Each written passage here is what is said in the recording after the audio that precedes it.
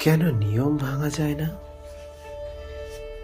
কাউকে খুব করে মন চাইলেও সুখে থাকার তাগিদে নিয়ম ভেঙে তার সাথে আজীবন থেকে যাওয়া যায় না। কারোর প্রতি তীব্র মায়া কাজ করলেও কেন নিয়ম ভেঙে বলা যায় না তোমাকে আমার প্রয়োজন?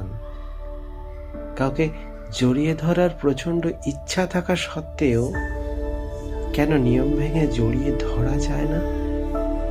কারোর জন্য প্রচন্ড কষ্ট হলেও কেন চোখের কোণে কান্না লুকিয়ে রাখতে হয়? কেন কেন সামনে গিয়ে প্রকাশ করা যায় না? কেন কিছু নিষ্ঠুর নিয়মের দায়ভারে ভেতরটা ভেঙে চলে যায়? নিয়ম কি জীবনের থেকেও বেশি মূল্যবান? কেন কেন নিয়ম ভাঙা যায় না?